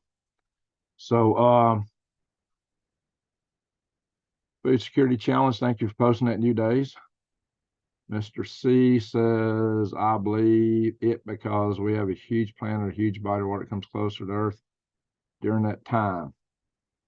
Another planet pulls it. Well, you know, there's also, we may have some planet way out in the Kuiper Belt or beyond, maybe the Oort cloud. There's some suggestions that there may be a planet or maybe up to 4 smaller planets, or it may be just a collection of comets that's more focused in one area or another. But there is some uneven distribution of mass out there that affects the way comets come in and things like that, and in the orbits of some of the outer planets a little bit. They can't exactly pinpoint what it is. Now, there are a lot of people think that there's some other planet or star that's always just on the other side of the sun. Well, to be that way, the way orbital dynamics work, there's only one location it could be at. In Earth's orbit, 180 degrees set apart from Earth and exactly on the other side of the sun permanently. Because orbital dynamics don't work that way, that you would have something coming in from outside and it's always hiding behind the sun. That don't happen in orbital dynamics. These people get lens flares and stuff like that, and they're always citing us, oh, there it is, there it is, there it is. They've been saying that, and they've been saying Nibiru is about to hit us any second now for Zeta Talk was putting that stuff out back in the 1990s. Oh, yeah, it's about to come around. It's going to hit us any second now, you know, for over 25 years. Over 25 years, any second now for over 25 years. And I would not subscribe to that. Documentary 100% tend to agree with you that there's a movie based on that story. Anyway, I've seen a militia there as well as Border Patrol. 2 days we'll need to talk. We need to talk. I don't know, Larry. How about what about the movie based on H.G. Wells? What's that? Aliens Attacking movie? War of the Worlds. Yeah, that's not based on real life. Not yet. Let's hope it don't become that way. Yeah, well, you got to put elements in any story that people identify with. You got to put something that people can identify with. Now, I did like Jeff Wayne's version of the War of the Worlds.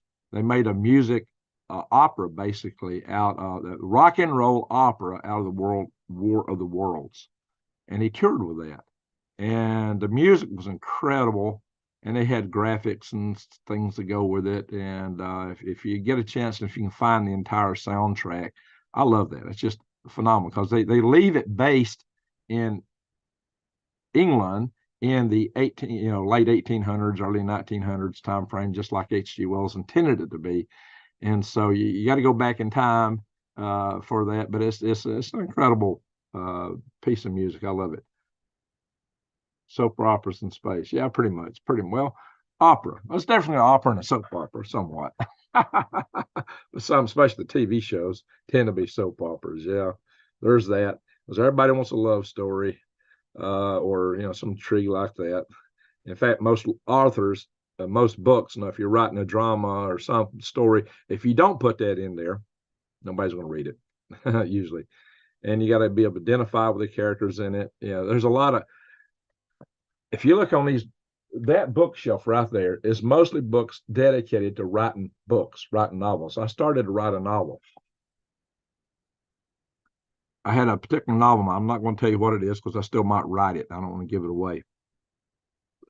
But my research for that novel is what put me down the rabbit hole. Because it was going to be kind of like the Left Behind series, but I thought the Left Behind series was poorly written. Now, those guys made $100 million writing that series. I thought it was poorly written. The science in particular was poor. I think the way the biblical references was poor. I think it could have connected to our current times a lot better than what they connected. I thought I could do a lot better job. So I thought, well, why not throw in just a few sprinkles of the conspiracy theories I'd been hearing, and just so people would relate to it more. You want to plug in zingers into a novel. And that got me down a rabbit hole. And I started seeing things going, oh my gosh, holy smoke. And it really changed my viewpoint on a lot of things. So was it that an Obama? He came up with a movie, uh, Battlestar Galactica. Yeah, it really was. I did like the last Battlestar Galactica. I thought it was funny. They're on a starship, but all their phones had rotary dials on them. I love that. You know, they did that on purpose, but I thought that was hilarious. But there's a lot of little things like it. Star Wars is big time opera. Uh, so uh, I wasn't a fan of science fiction really, unless it was Arthur C. Clarke, because Arthur C. Clarke tried to make things realistic. A few of the writers tried to really make things realistic, but and the movie 2001: A Space Odyssey was a lot more realistic, and that's why it bores a lot of people until they got to the end. They got weird, But early on, when they're doing all the moon stuff, look, one of my friends was a science advisor for 2001: A Space Odyssey. Frederick Ordway III. He was He was one of my friends. I got stuff signed by him. I knew him personally, and he worked directly with Kubrick in making that movie. And they hired actual engineers because he wanted everything on the spacecraft to be both plausible and to look ballistic. And they did a pretty good job. And maybe only covered the first 3 days. What is that? Tom Cruise and War of the Worlds was good. Yeah, that was interesting. Anyway, so I don't know if we're going to go on the weather. I'm not hearing, we're just talking, yapping here. Cylons had nukes and EMPs. Oh, okay. Well, what was cool about the last one was that they had Cylons that were people. People had chips in them. They didn't even know they were a Cylon. There was one, who was that guy? Who was their general, looked a lot like Senator McCain. Can you imagine Star Wars as a sing-along movie? Oh my God. Yeah, actually, yes. Don't say it too loud. Disney will try to come up with that now. I think Disney run it. Boondocks are in Area 51 at Jason Smith. He's always in Area 51 Star Wars musical. That's funny, Larry. That's funny. Hit the thumbs up. Yeah, folks, hit the thumbs up. Yes, musical. I couldn't remember what they call the movies. Yeah, that would be hilarious. Absolutely hilarious. So, I don't know. In space, you don't hear sound. And you can't even see a laser beam in space. You look at like Star Wars, they got lasers blasting everywhere. They always make a sound. Everything blows up the sound. Then you blow up a spacecraft and fly right through the shrapnel and nothing hits you. You're okay because it all turns to light, I guess, or energy. And you blow it up, there's no pieces. In real life, that shrapnel would wipe you out. In real life, I think a true space movie where everything's quiet and things are blown up everywhere could be so surreal that would have a shock effect in and of its own on people, but the producers just don't know how to get there. But that's what caught me, Mr. C, in the whole. I didn't like the first Star Wars really, but the second one, it kind of caught me. The storyline got me when finally Darth Vader told Luke he was his father. But, whoa, this is quite a storyline. The storyline caught me, but the science was terrible. Like I said, I thought I could do a lot better job with the Left Behind series, so I started in that direction. Mine had a current world twist in it, a real time thing. And I don't know, the events of the world have kind of overtaken some of that. I have to repackage it somewhat, but I still might do that one day. Anyway, War of the Worlds wasn't. That was one of the movies that. Now, War of the Worlds what did get turned into a musical, and it's a great production by Jeff Wayne. Check it out if you can find it. A lot of times you find little snippets of it, pieces and parts of it. If you can find the whole thing, it's amazing. It's amazing. That started as no, not actually. It started as a novel written by H.G. Wells and it was set in England, but they made a radio broadcast out of it that cast it as happening in New Jersey, and Halloween. It was broadcast on a Halloween broadcast back in, what was it, 31 or something like that? I think 31, about an alien invasion. And and in the beginning of the program, you can find, I got the recording of it somewhere, that they said, this is a radio broadcast from a blah, blah, blah theater. But people didn't pay a lot of attention. So they were listening to all these accounts of things going on, and it scared people. People panicked. They thought we were we had an alien invasion back in 1931, almost 100 years ago now, guys. Can you believe that? People panicked. Hey, Jason, how you doing? Jason, have you got your phone fixed? I'm gonna have to find your email because I want to set up these interviews with you. I want to do it pronto. Boondock says, I think they shouldn't have killed Darth Vader or Darth Maul so quick. Hey, I don't know. Well, it's kind of sad how they wiped out a lot of the old characters early on once Disney took over. Mercury Theater, exactly, Mercury Theater. Orson Welles. Yeah, I thought it was interesting that it was written by H.G. Wells, but the primary guy who did the voice was Orson Welles. Orson Welles later did a lot of interesting videos, like covering Nostradamus and stuff like that. And back in the late 70s. Yeah, that's right. Halloween, and people that turned it on after it started didn't hear. It was just a show, went nuts. Yeah, scared people. Well, listen, I've seen that happen myself. When I first got back to Alabama, I bought a house trailer and an acre of land, and had apple trees, a little bitty house trailer. I was going to college and working, and I had a hammock. I was laying in my hammock. I had the hammock strung off one on the apple tree. I put a post up so I could string the hammock out. And I was in my hammock, and my neighbor crossed behind me. He used to own the trailer. He bought the house behind and sold the trailer in that lot. He come running right past me up to the house. What was that about? He was like in a pant. Then he run back, and I went in the house and I asked my wife. Her name was Vicky. I said, Vicky, what was up with I can't remember his name now. What was up with him? She said, oh, he thinks the United States is under attack and we've been nuked.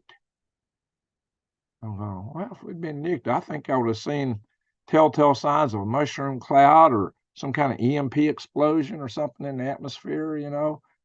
We still got power. Everything looks normal. And I went down there to the place, and he said, oh, look, it's on TV. It's on TV. We're under attack. Well, it was a show about Charleston Harbor getting nuked. And he really thought that was happening. It was done like a newscast, similar to that. And he thought it was really happening. He was all panicked. I said, no, that's a TV show. That's not going on. They were putting it on like it was a newscast, similar to the H.G. Wells thing, but not as overt as that was. But he fell for it. It just scared him to death. And I thought that was funny. People could still fall for stuff like that. So, can I pet that dog? Says, one of these days, Alice. One of these days. Yeah, I always thought we should name a lunar probe Alice. Why come we've not named a lunar probe Alice? That'd be the first name I'd want to put on anything going to the moon. Alice. Pow, straight to the moon. Anyway,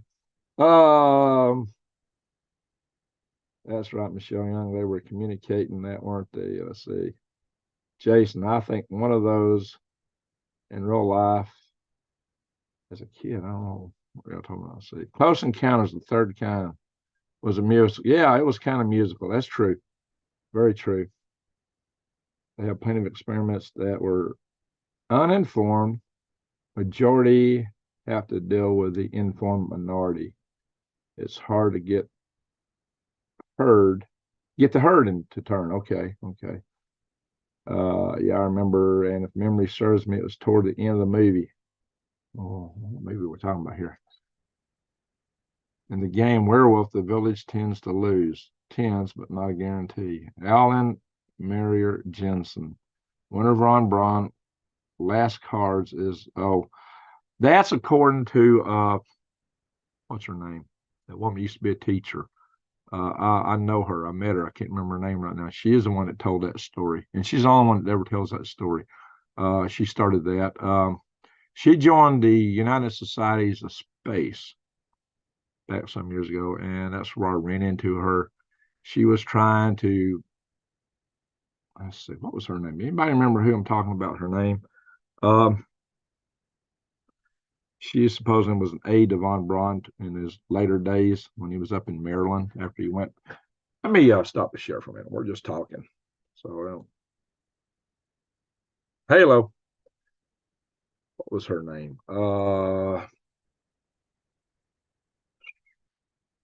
She left the United States. She went to South America, almost like an exile. What was my late husband and his first wife were extras in Close Encounters of the Third Kind? Wow, how about that? I knew a lot of people that knew von Braun. I knew a lot of people that knew von Braun. Von Braun started the National Space Institute when he actually went to Washington, D.C. He realized we needed a public advocacy for space. The National Space Institute merged with the L5 Society. But to become the National Space Society.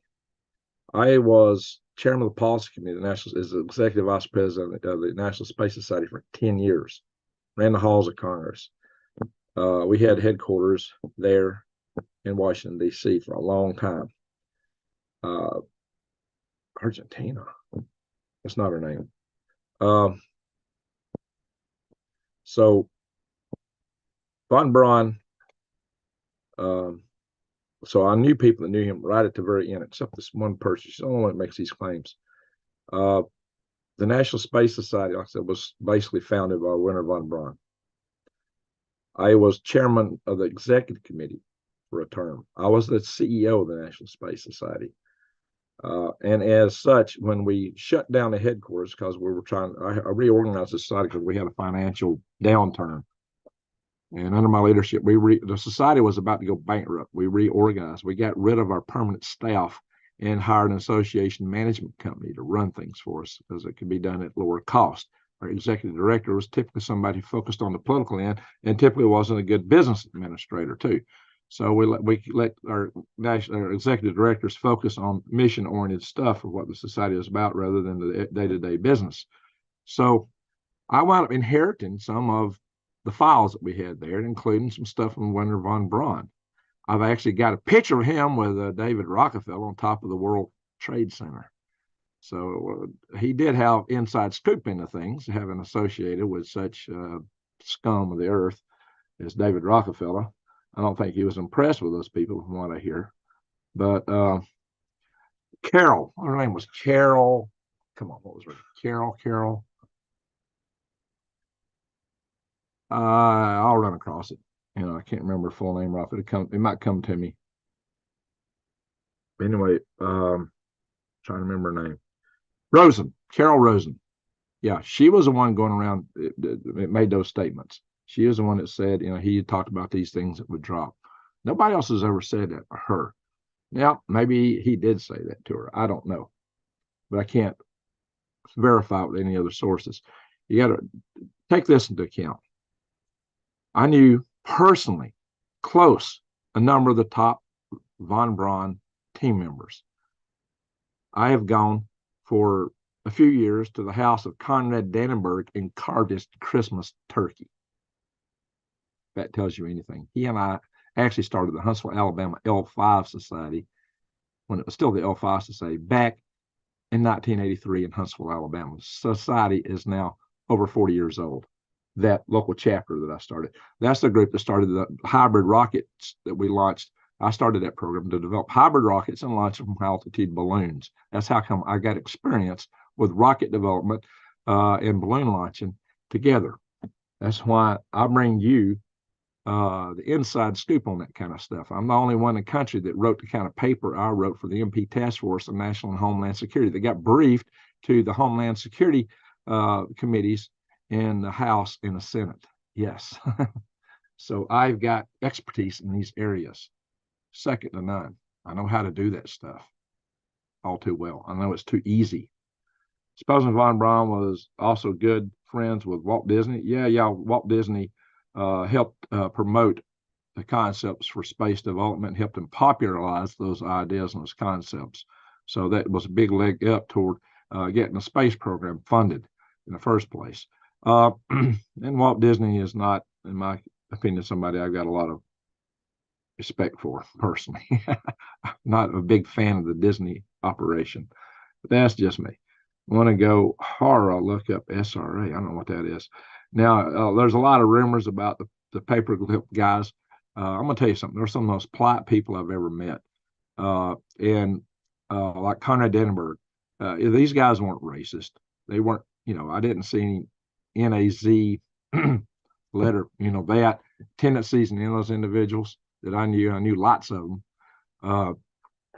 In fact, we had I've known Jews that worked with them who held them in high esteem, and I knew we had a young black guy in high school that Conrad Edinburgh devoted an enormous amount of his time to helping him develop a getaway special canister for the space shuttle.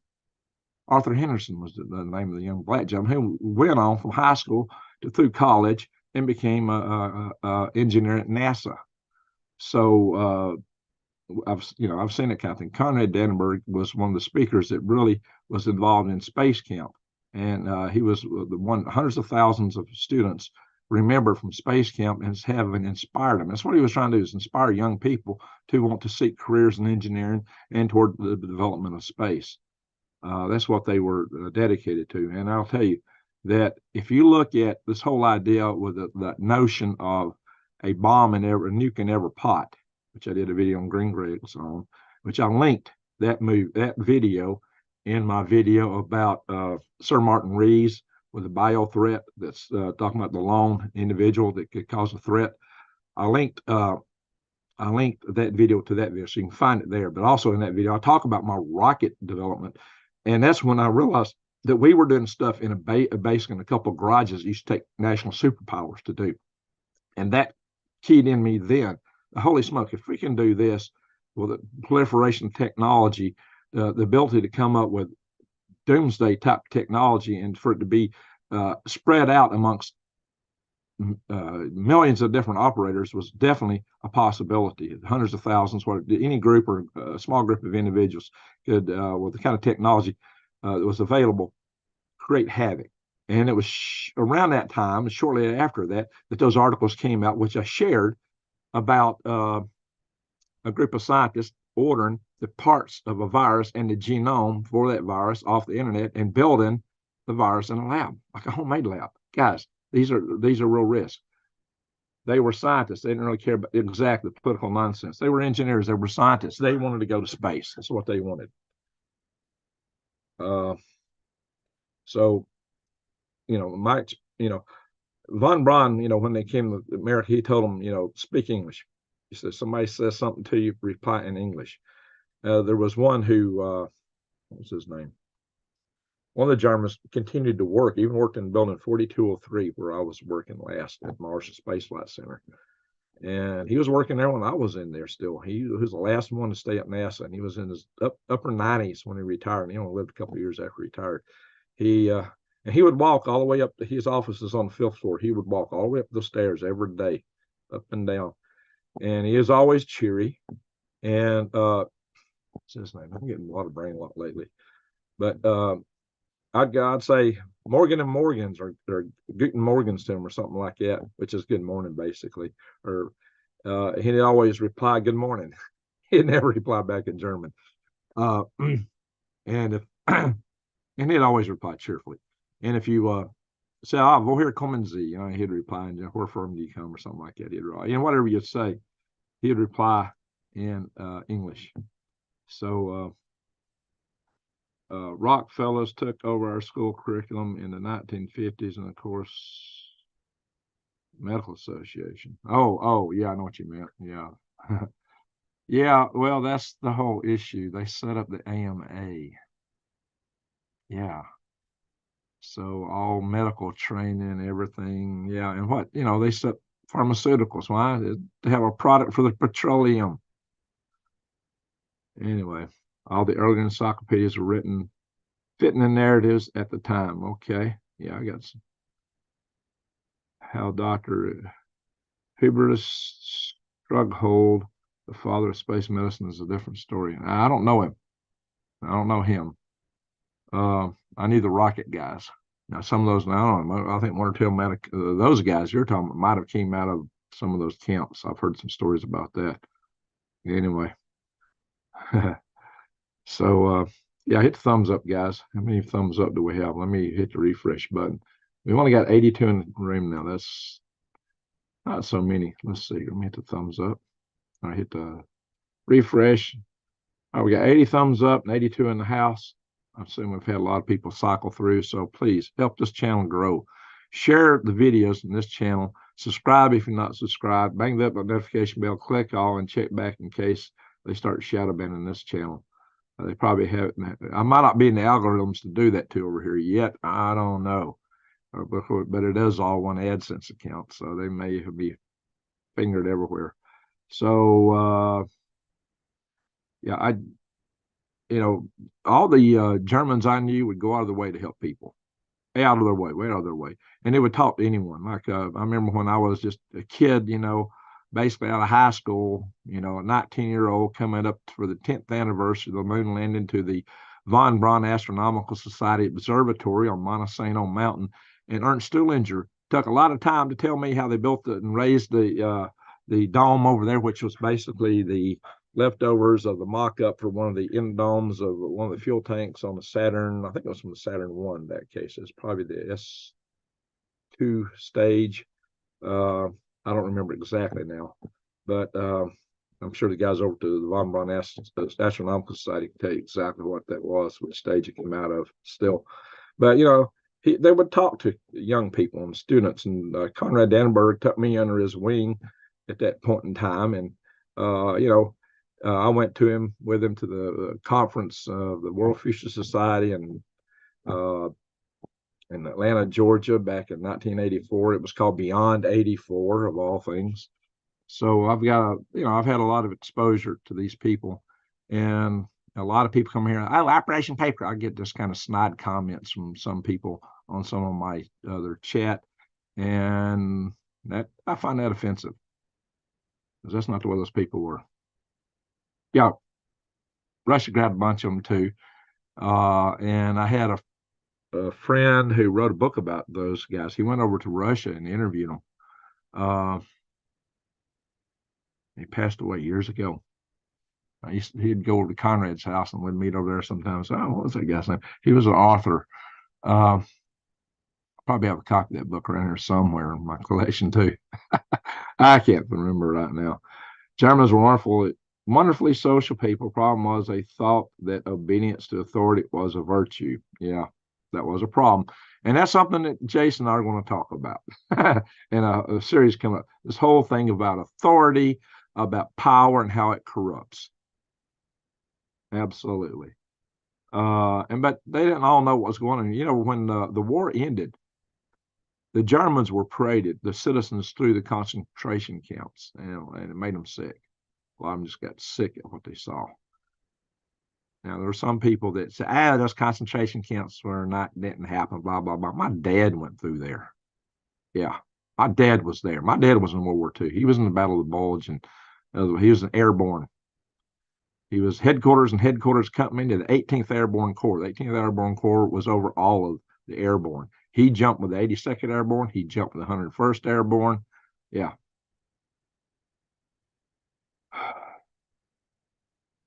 Yep.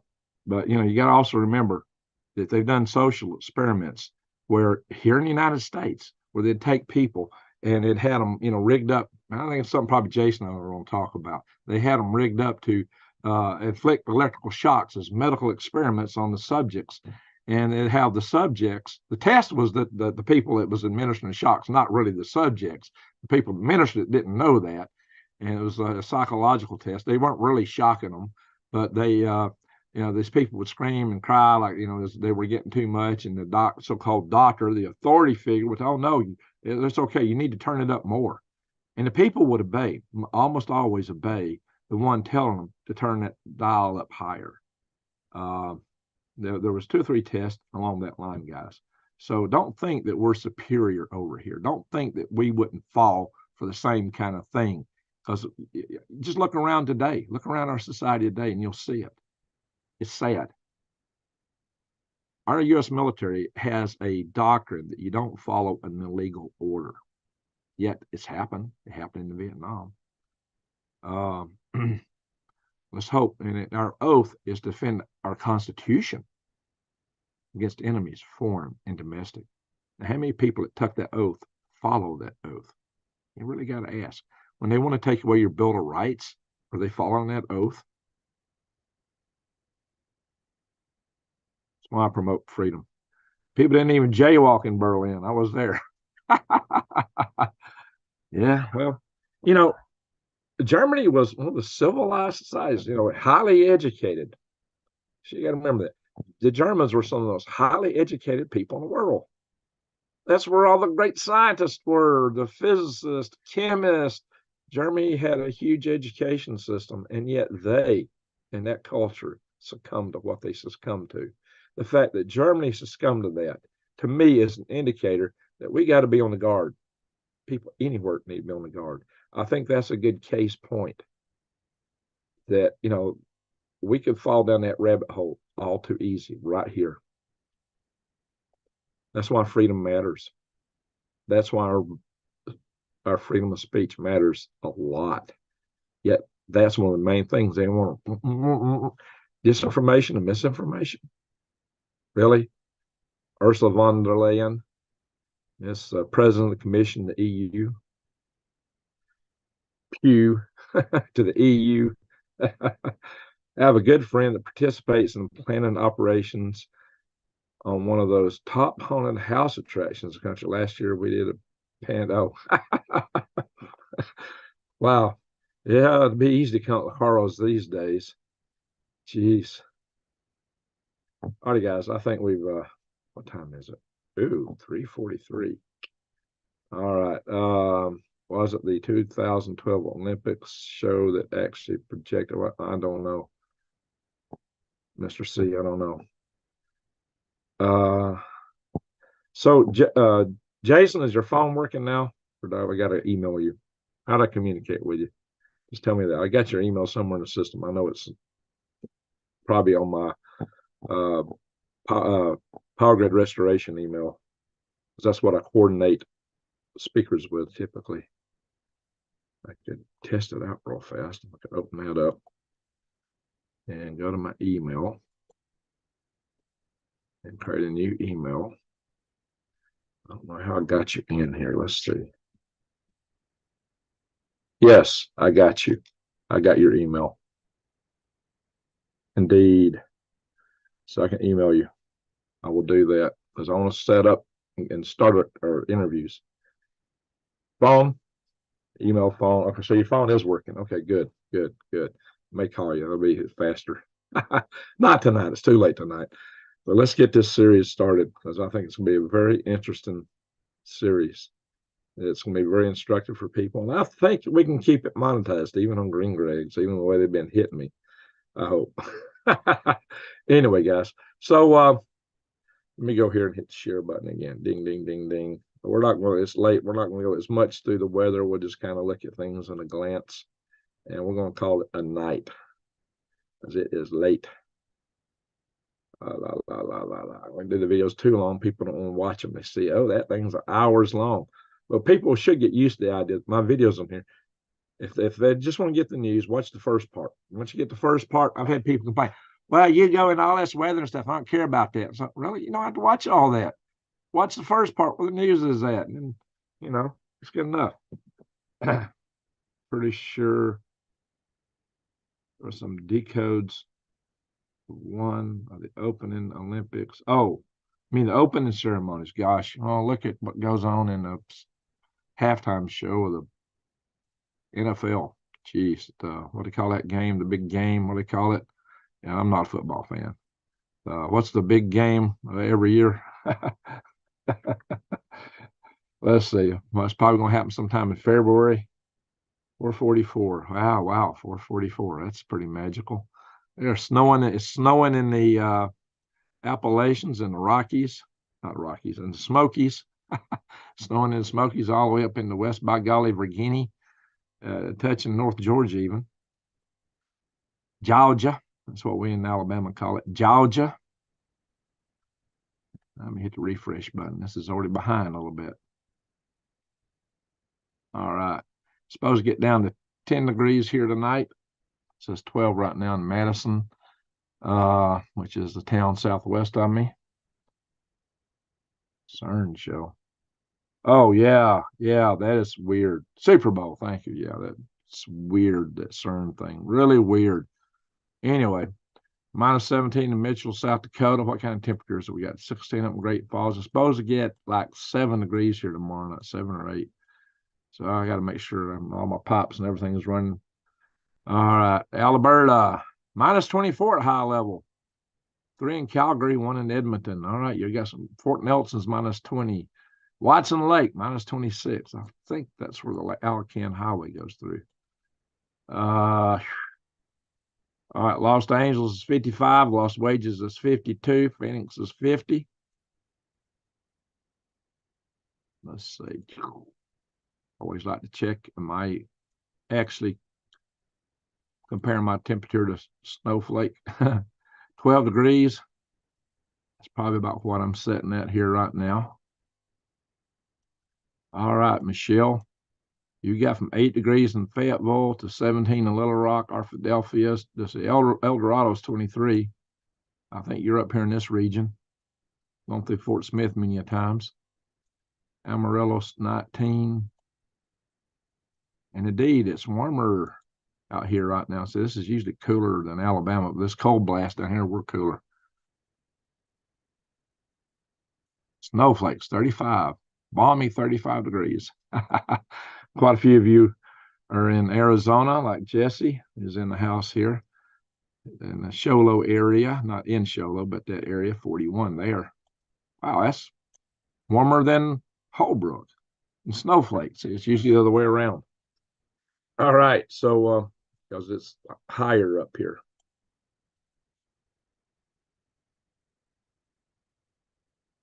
For those of you in Utah, Salt Lake City's 35, 21 down here. So you get warmer further north. Ogden, where I've stayed many nights, is 26. All right, guys. Colorado, Alamarosa 12, Denver 14. Yeah, I'm just going to go quickly through here. Let's see. We'll go down and look at. We got anybody in here from overseas? We got a storm off the shore there. St. John's 10. Colton's 12, same as I am. Maine and right here, same temperature. How about that, New Days? You're the same temperature I'm at. That's a rarity. All right, England, above freezing for the most part, and so is Ireland. Let's go to down under since we get a lot of people down under. Spell you under when you're down under.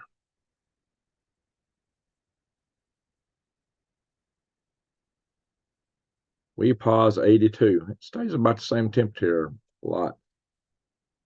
You got Alice Springs is 93. You got 104 there, 109 over here. Summertime down there, guys. Melbourne's only 75. Canberra, the capital, 71. Sydney, 73. And Perth, 84. Brisbane, 79. And New Zealand's usually a little cooler. Christchurch is 68. New Plymouth, 70. Auckland, 71. There we go. Tasmania, Hobart, 66. It's probably about all we're going to do on weather today. We got cold weather here in the center of the United States. It's going to get colder tomorrow. Giant machine to split atoms. Atom smasher. Anyway. Alrighty, folks. Stop the share. Halo. Alrighty, folks. Let's see everything from weather control to time travel. My elephants are okay with free speech. Donkeys can't stand it. Well, in the natural world, elephants are pretty smart. And they actually have a language. Anyway. Oh, the P is silent. Oh, P and what? Larry? Oh, yeah, a bit. Yeah, okay. New Days. All right, folks, it is late. It's getting up to 4 a.m. here. It's 5 a.m. in the East Coast where New Days is at. So I think we ought to call it a night. We'll dispense with a lot of the usuals. There's usually a cast of characters we pray for and remember in your hearts when we go to bed tonight. Especially my friend who's trying to recover from the strokes, Dennis. He's in kind of a tight situation. Quite a few of our members here are. So just keep that in mind. And I want to thank you, super chatters. Thank you so much. Really, thank you. You help a lot. I want to thank you, mods. You've been posting a lot of good stuff in here. I appreciate that. I want to thank you, everyone, for watching. We are family here. This is the Swivel Head News channel. And just remember, as light dispels dark, and the stage light's back here. 2 cheap light strips I got from Lowe's. As light dispels dark, love dispels hate. Go out and shove your love light in the world, because hatred is the problem. Anyway, Weird AM in Area 41. I'll tell you, we'll do one thing before we go. Tell us where you're from. Because we got a little bit different cast of people watching, because this is a different channel. I've seen a couple names I hadn't seen before. Oh yeah, Snowflake. That's where, we're talking about movies. So if you remember the movie Fire in the Sky about the guy that got abducted and disappeared for a while, and then suddenly he was lost and had his mind scrambled for a while. He lives in Snowflake. That guy lives in Snowflake. That's a